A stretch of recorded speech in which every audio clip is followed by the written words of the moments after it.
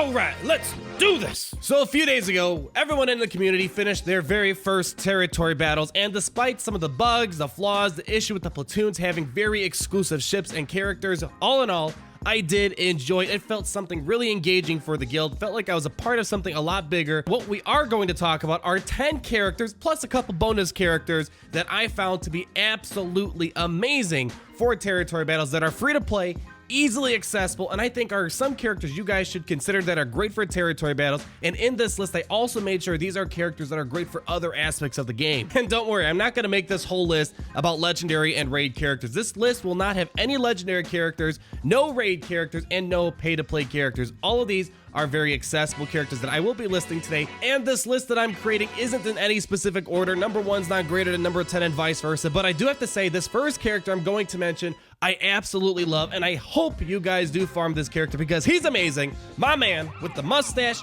and a plan, Lando Calrissian. Man, I forgot how great this character is. The last time I used him was in a meta very long ago where he was really important, and pretty much it mainly comes down to this. Pretty much what you want to use is his double down ability. Reason why we don't see him that much in arena and other aspects of the game is because critical hit immunity from General Kenobi, Shore Trooper, and some others totally mitigate Lando's usefulness. But in territory battles, there is no critical hit immunity to my recollection.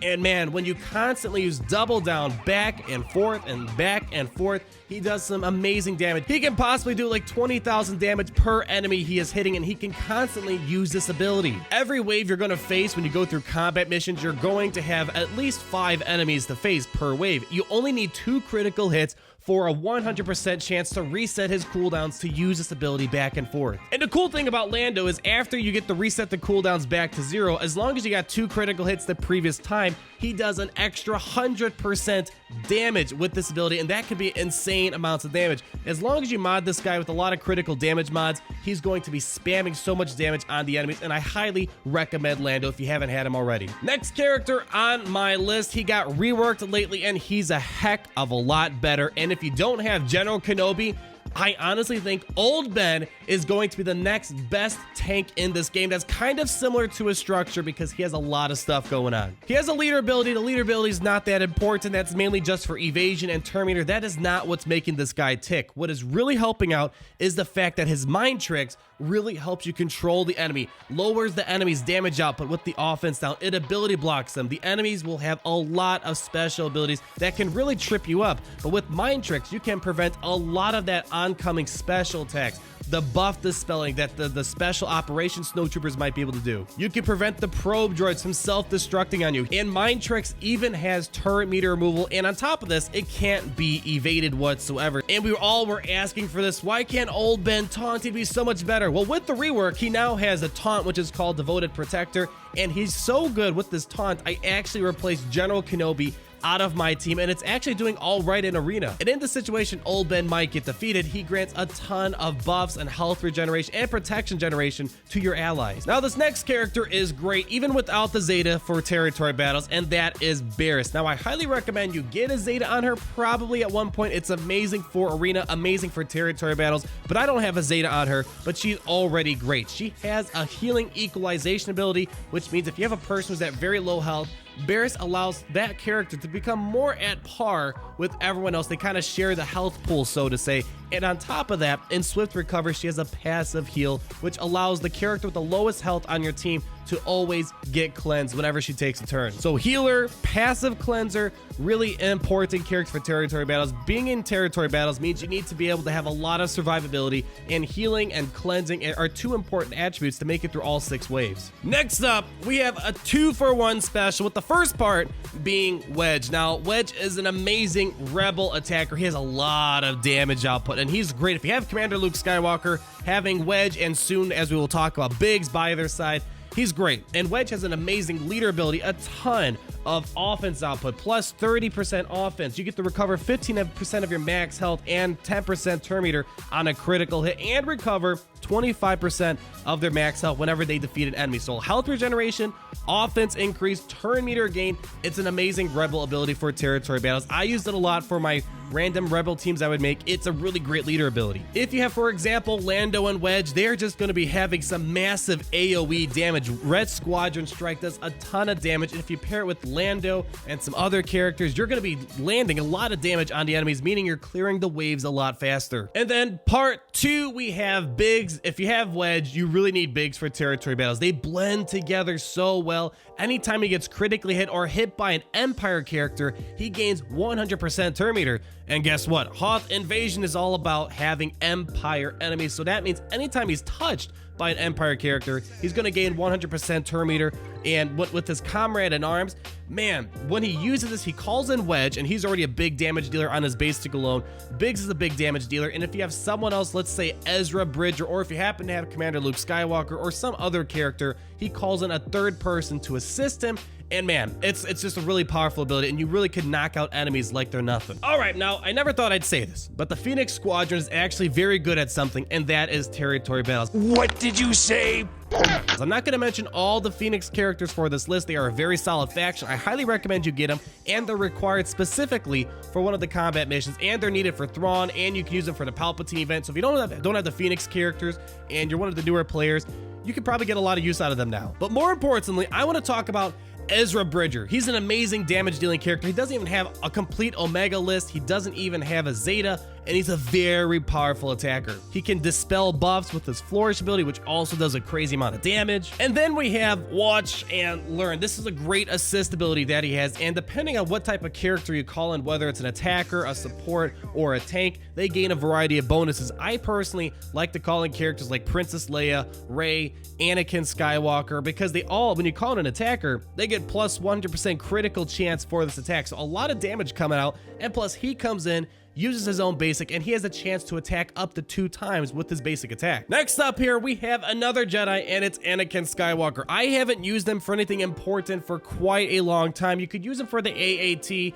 You could use him in a full Jedi team in Arena, which aren't that popular anymore in the top 100 because of all the Commander Luke Skywalker teams. But pretty much he has 2 important purposes, which I really came to appreciate for territory battles. The basic allows him to apply healing immunity and buff immunity. Healing immunity prevents the enemy from healing and also prevents them from gaining protection. The buff immunity is really important. If you're predicting that someone's going to taunt, slap on that buff immunity and stop them in their checks so they don't gain any sort of buffs to help them and the other team out. Reckless Assault. If you have a team that's just filled with attackers, they are going to love Reckless Assault. Pretty much, it's a massive dealing AoE attack, and in this situation, someone gets defeated, Anakin, or goes below 50% health, Anakin steps in, he gains 100% turn meter and does 75% more damage. So again, big damage dealer. And then the other purpose is that Anakin Skywalker has a great catch-all leadership. If you don't have that many great leaders, Anakin can really fit the role, because if you're a non-Jedi and a non-clone, you at least gain 15% critical damage and also 15% extra offense. So it's always good to have that little bit of damage so you can get through the waves a lot quicker. We have Rey. She's one of the more difficult characters to farm that I have on this list. Not impossible, it's just going to take a little bit longer than some of the others. And mainly, if you don't have her, she has one of the best damage output abilities in the game. Pretty much each and every one of her abilities and her unique tie her for a lot of opportunity to just churn out a bunch of damage. Usually, you always start out with leverage. You get that Foresight. If she already had a buff, she goes ahead and she gains offense up as well. That alone does over 10,000 plus damage, 15,000 damage. Then usually you just flow right into Flurry of Blows, and this can do a ton of damage output, easily over 30,000 when you get her to gear 11. A lot of damage. And then her basic, also a big damage dealing basic attack. She has a chance to grant herself Foresight, which means she can evade a lot of attacks that the Empire is trying to land on you. And tied with her unique, she has just a lot of damage up, a lot of offense. You don't need the Zeta for her. The Zeta is not required whatsoever. And now for number 8, we have Princess Leia. Very accessible character. You can get her into squad arena very easily, probably 15 shards a day, 10 shards a day. At the very minimum, you're getting 5 shards guaranteed from her on a daily basis. And pretty much between her stealth and the fact that she can grant a variety of buffs to her allies post rework, she has a ton of damage output, and her basic hair trigger has an increased chance to attack multiple times. So again, really great, especially that the enemy likes to counterattack a lot. while she's under stealth, she can whack them 3 times with her pistol. They won't counterattack, so a very great damage output dealing character. 2 more to go here, and Admiral Akbar is another great free-to-play character you should have in your roster. You get 80 shards of him for FE free when you do ships for the very first time. And on top of that, very easily accessible in the squad arena. You can get a lot of shards of him pretty easily. With his leadership ability, you get 25 extra speed, you get some tenacity, and in addition, whenever an ally uses a special ability that is not a damage dealing attack, they can call in a rebel ally to assist. So Princess Leia goes under stealth, she can call in Ezra Bridger or some other character on the team to go ahead and do an assist with them. But besides that, he's also a cleanser. Cleansing is great, especially when there's all this target lock and all these other debuffs the enemy's applying. Cleansing is great with It's a Trap, and on top of that, they also get turn meter, and they also can get some health regenerated, so it's kind of got a lot of stuff cooking in there. It's a great ability right there. And on top of that, Tactical Genius is great. With Tactical Genius, pretty much whoever uses a special ability with this Tactical Genius buff, they immediately get to do another turn. And lastly, before we go into my bonus list, Jyn Erso is a great territory battle character. Great character for a Zeta for territory battles, I think. I do not have any Zeta abilities on her, but she has a great leadership ability for the rebels. Kind of like my story about Phoenix characters. The Rogue One characters are needed for territory battles, but on top of that, they're actually very good for territory battles, even beyond that particular combat mission they're needed for. But the main thing that's really important, she has a lot of decent damage output, but with that, she also can revive rebels at pretty much 100% health if you land 5 critical hits. And her leadership ability is great. It has a lot of exposed opportunities, so if you have characters such as Cassian on your team, K2SO, Baze,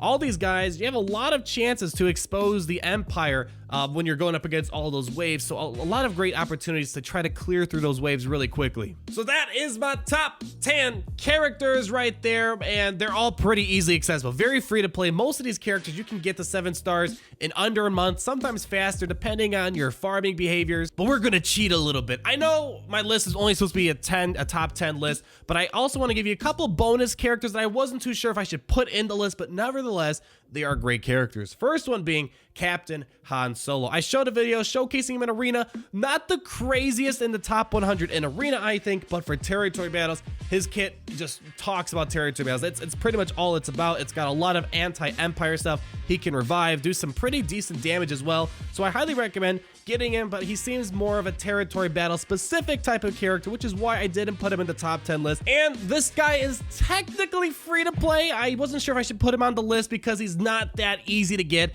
and that's Chiru Imwe. He's an amazing attacker. Does some pretty bonker stuff. He cleanses, he gives tenacity up, he does health equalization. It just takes a long time to get him. It took me about, I don't know, 5 months to farm him to 7 stars, something along that. So he's not an easy character by any means to farm. He's in fleet shipments, which means there's Zeta mats, the Scimitar, TIE Advance. There's just a lot of stuff in there, so it's going to take a while to get him to 7 stars, but he is technically free to play, so I highly recommend you get this guy because he's great for pretty much every aspect of the game. And with every yin, there's a yang, and that yang is Baze Malbus. Again, he's technically free to play, but very hard to get. You can get him in guild, the new guild event shipments, and you can also get him on the hard node, just very difficult to farm. I got him out of the shard shop, but if you're getting him through the free-to-play method on just the hard battle, it's going to take forever, which is why I didn't put him on the top 10 list, but I just wanted to put it out there. He technically could be considered free to play, but he's just very hard to get, and he's amazing, mainly because of this unload ability. Because of the fact he's going up against Empire characters, he can chop away 25% of their max health immediately just because they're an Empire character. And on top of that, he's a very sturdy tank. He's a great tank, and he also has his taunting ability, which does come in handy quite a lot. Hopefully we get a new territory battles that is dark side specific, because I would love to do a top 10 list of dark side territory battle characters, but Hoth Invasion is only limited to light side and rebel characters, so I'm sorry to say that, but luckily there are a lot of good ones, and hopefully this did help you out kind of make some decisions going forward. If you did enjoy this video, please feel free to leave me a like. Also comment down below, was there a character I should have put in this list over someone else? You guys let me know down below. I'd love to hear your thoughts. Let me know what your experience was, what characters and lineups just blew your mind. I really want to hear about it, and be sure to subscribe so you're not missing a thing. But as always, I'll be back.